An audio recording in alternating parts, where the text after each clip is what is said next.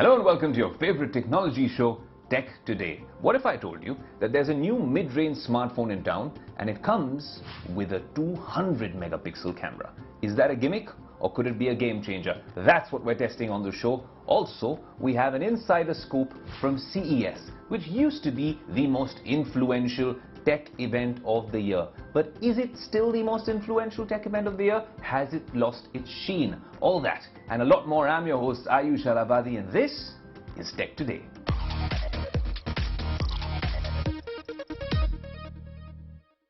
CES Las Vegas. At one time, this was the crown jewel of the technology world, one of the most influential tech events as they'd call it at CES. But over the years, we seem to think it's lost its shine. A lot of brands have chosen to do flagship marquee events away from CES and even from MWC. This time, there seems to be a big push on electrification, EVs, because EVs, like the electric experience, are a topic for tech enthusiasts, and we get you all of that on the Tech Today socials, our website, and of course, this lovely show that you've shown so much love to. More importantly, sustainability and health. Now, there were a bunch of these things that were announced, and these slew of announcements aside, the most important thing about CES this year is that it's back in full splendor. The last couple of years were muted because of the pandemic. Last year was maybe half the capacity. The year before that, it was virtual. It's back, but is it really back with a bang? For that, I have a very special guest on the show, live from Las Vegas. We have with us Jeff Fieldhack. Jeff, thanks so much for joining us on the show. It's a pleasure to be here. Thanks for having me. Jeff, what an interesting way to kickstart 2023, given CES was a bit toned down, muted for the last couple of years during the pandemic. This is a full-fledged show back again. But the question is CES back with a bang? Yeah, that's a good question. I think it is. Last year, there were under 50,000 people attending. This year, it's over double that. So it's still not to pre-COVID number of people attending, but there's a lot of excitement. The booths were very busy, lots of press day announcements, and a lot of excitement across all the areas that are here. And it's as wide of number of companies as there ever has been. Well, Jeff, you've been at the show for a couple of days already, and Sony seems to have hogged all the headlines before the show with announcements in gaming and their EV partnership with Honda. There's a lot of action at the Samsung and LG booths as well, shape-shifting screens, invisible trackpads. What are some of the top trends that caught your eye at CES this year? Absolutely. First, there's kind of a running joke that it's the convention of cars, which EVs and that certainly had their place. But I think the biggest theme, and it's around the automotive theme, is sustainability. And that's on two fronts. First, it's the electrification. So combustible engines are on the way out. There were cars, boats, scooters, lawnmowers, chainsaws, you name it. Anything that had a combustible engine, there are now electric alternatives, and that was a main green theme here. Speaking of automotive, it is just such an automotive show. There are all kinds of announcements, and I found that to be one of the big takeaways. Some of the key announcements, for example, Qualcomm, mainly a mobile application processor and modem for smartphones. They're getting into automotive.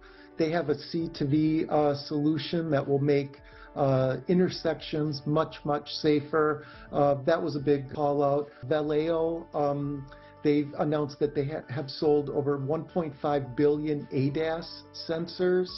And they had a couple new announcements of a new battery cooling technology. They also have new camera technology. They were doing demos for level 3 autonomous driving, which is still about 3 to 5 years out, but they were very impressive demos. There's a company called ZF Group. They're on the EV side, but for commercial vehicles. They announced a level 4 EV. Of course, this isn't legal on the streets yet, but for a closed loop. So if you think of a university or Yellowstone Park, they announced that they will be addressing that market. Theme parks in Florida, those are some examples. So this autonomous is coming, still not there yet, but there's a lot of action there. And on the product front, is there something that particularly caught your eye? I really was impressed with the health section. They've been around here for a long time, but there are watches, bands, rings, necklaces, earrings, all that are tracking health. And of course, there's the Garmin announcements and Apple Watch and, these $500 and $800 devices. But there's real theme here of democratization of health. Bringing these tools to much lower price points because there's so much competition, and there's a real pull. There's activity sensing, sleep analysis, all the recovery and stress analysis that a heart rate sensor can track. There's temperature sensors even on the rings, the Oura rings, and there were a couple other companies that announced new ring technology. Even in those small devices, there are temperature sensors that are precursors to illness, ovulation sensors for women, and even payments can be made from these rings. So there's lots of excitement in this space, and I think it's going to help everyone and make us all healthier. Now that's an interesting list, Jeff. The marketing team at CES pegs the event as the most influential tech event in the world. But I want to understand from you, because you've been tracking this for a while, is that really the case? How much of the concepts that we see on display in Las Vegas make it to the real world in the near future? Do they remain a pipe dream? And the real question I want to ask you is, has CES lost some of its sheen over the years? I don't think so.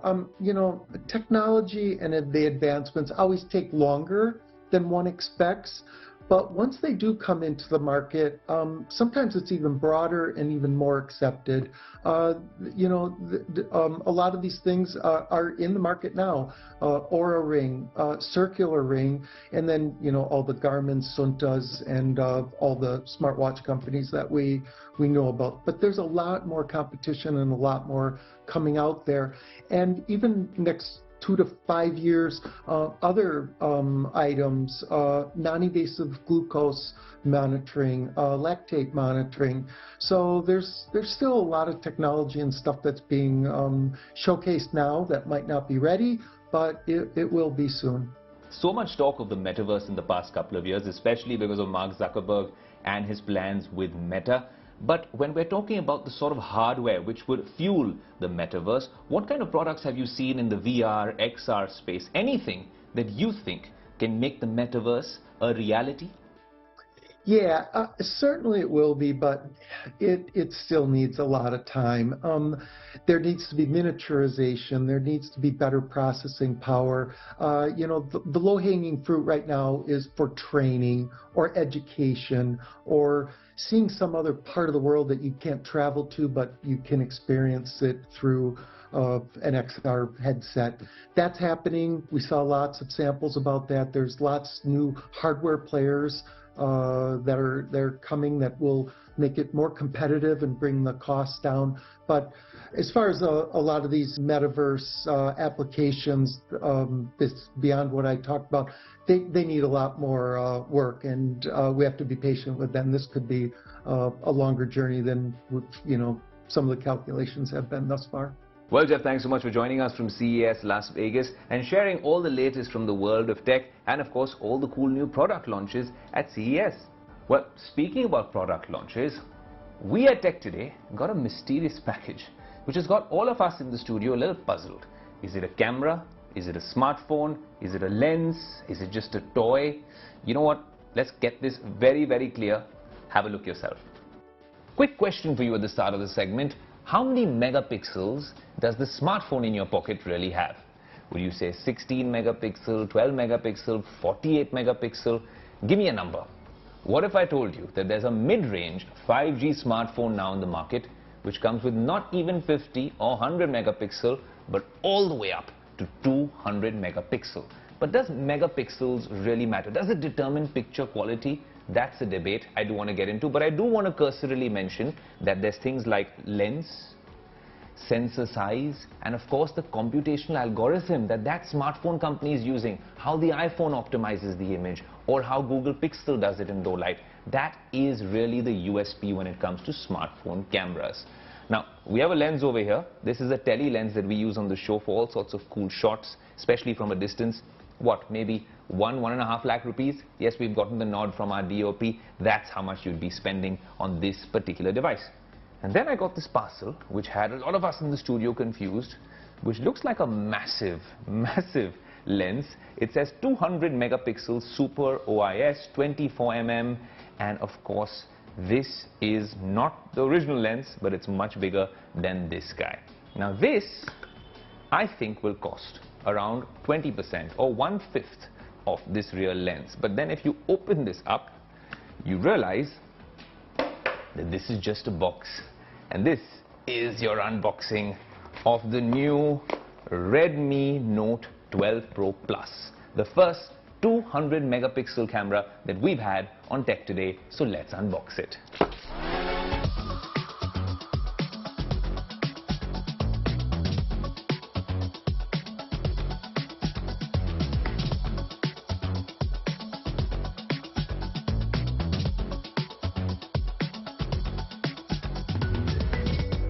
Now obviously after the ceremonial unboxing, you're left with this device and a 120 watt charger in box, and of course the USB-C cable. This, I think, is only for us on Tech Today as a special review sort of unit. You're going to get the box that we showed you that we plucked out from inside.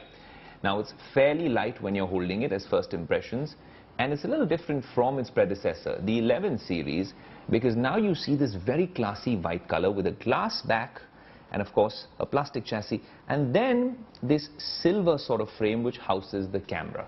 And the two real USPs for this device at this price point happen to be, one, the camera system, which we're going to be putting through its paces, and two, the display.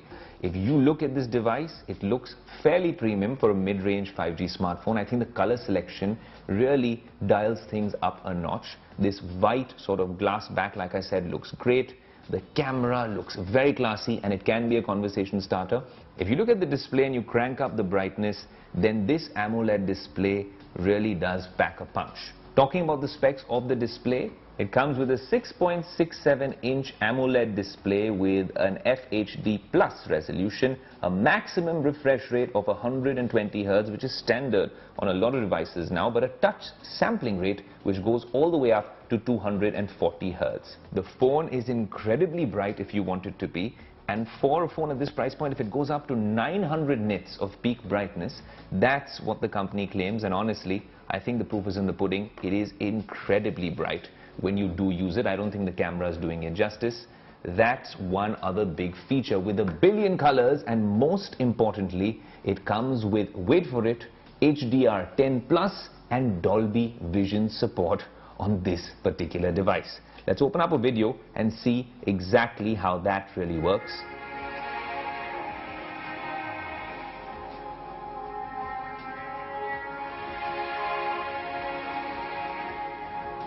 Mind-boggling display. I'm telling you, this is comparable almost to flagships. But the real question is this 200 megapixel number for the camera just a gimmick, or could it truly be a game changer when it comes to mid-range Android smartphones?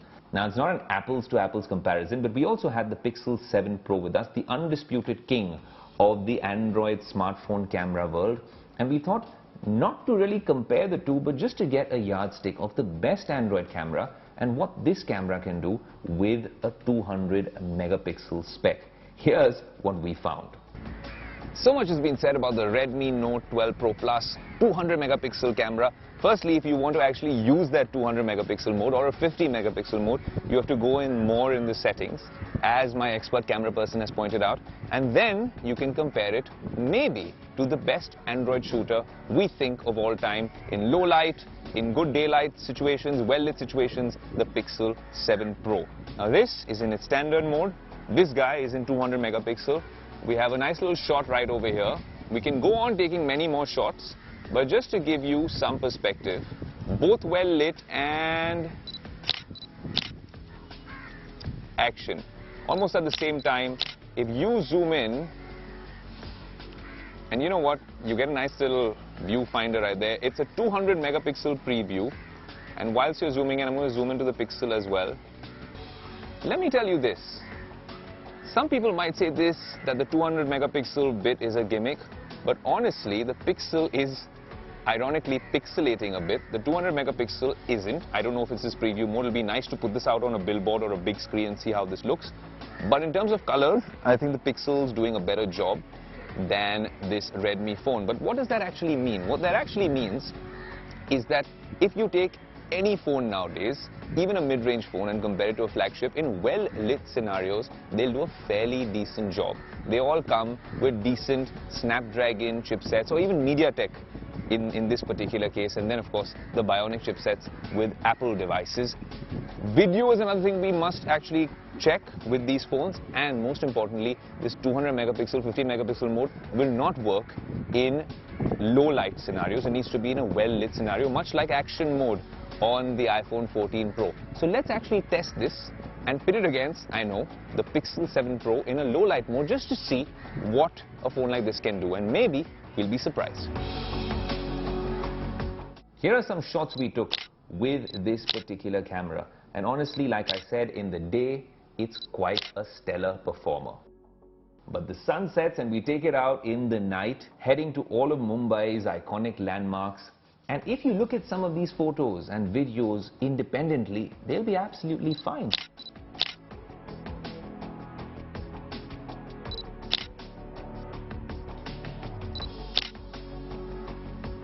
Well, back to the studio, and like I said, the 200 megapixel feature on the camera is not a gimmick, but it's not a necessity. That said, if you're investing under 30,000 rupees, under 35,000 rupees in a smartphone, which brings me to my verdict, and you want some unique selling point, because it's a very cluttered space, and it's good to see that someone's coming with fast charging in interesting ways, with bigger batteries, dynamic island in the higher end phones, very interesting optimizations on the Pixel 7 Pro, and then these sort of standout features like a 200 megapixel camera, which strangely as a separate mode does work, but it does require you to be in a well-lit environment.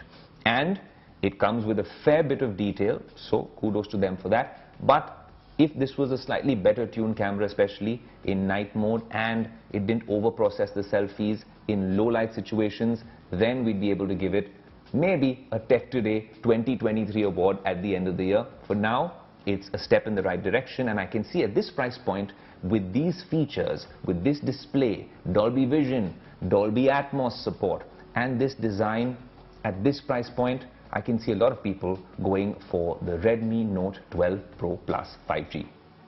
Well, if you want to see some of the photos we took on this device, you can always scroll back in this video and share it on your socials. If you've seen it on TV, hopefully you have a rewind function out there as well. But if you want to see them in their high resolution as well, you can always log on to the Tech Today website, which will be flashing on your screen, and find out whether the Redmi Note 12 Pro Plus, it's quite a tongue twister, is actually a bang for your buck. I've given you a verdict in this particular review, but you can actually figure it out for yourself as well. Look, this is 25,000 rupees. So it's quite a budget phone if you want a 200 megapixel camera, and it looks quite decent as well. But I'll let you decide for yourself, and then write into me on our social media handles, or give me a shout out on Twitter, Instagram. We'll definitely get back to you. So much has been said about India's 5G revolution. We were at the India Mobile Congress a couple of months ago at Pragati Maidan, right at the forefront of this 5G movement, and so many launches, soft and final launches for a lot of telcos. Tech companies are talking about the potential of 5G. Airtel, Jio, everyone says that 5G is going live in several circles across the country, especially in the urban circles, Delhi, Mumbai, Bangalore. So we thought, let's start a ground report and figure out whether people are actually on the 5G networks. Is it available? Are their phones compatible? And what kind of speeds are they getting? Are they happy? Are they upset with the 5G experience? Here's a special report by Tech Today's Akanksha Chaturvedi. Both Jio and Airtel, major telecom operators in India, claim that they're providing 5G services across all compatible cell phones in several Indian cities like Bangalore, Delhi, Mumbai. But what is the ground reality? Are people actually able to use 5G? How are the speeds? Let's find out on Tech Today.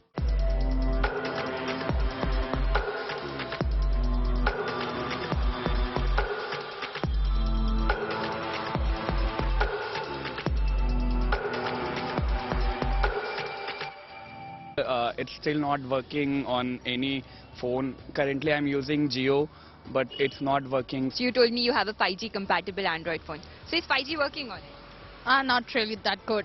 Okay. And how are the speeds? I think they're not good. Yeah. Disappointed. Yes, it's really very disappointing that speeds are not really good. Not on our average level also. So Siddhant, is 5G working on your phone? Yes, it's working. And how are the speeds?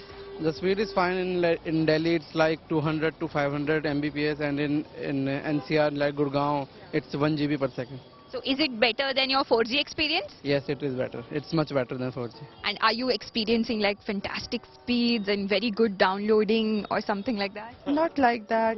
But yes, it's working. I'm not saying it is better, but it's not outstanding. Is 5G working on your iPhone? It is working, but the speed is same as 4G. So there's no any improvement as such. Is your iPhone compatible with 5G? Yeah, it is. And is 5G working? No. And so were you expecting some better speeds once you're... Obviously, right? People are claiming at like 300 Mbps or so. You get around 10 Mbps, 15 Mbps. And in terms of the reception, it's not changed at all. Is 5G working on your phone? Yes. And how is the speed? It's same as 4G, like there's no difference. I didn't found any difference in that. Okay. And which is your telecom operator? It's Jio. Were you expecting something when 5G was launched in India? Were you expecting it would give you fantastic speeds or something like that? Yeah, I did, and it works in odd places, but overall I don't see it working anywhere. I just see 4G working on my phone most of the time. Yeah, like I had expectations, and sometimes it definitely lives up to expectations, but many times it's like it's not working even though my phone is compatible with it. But most of the times I'm disappointed.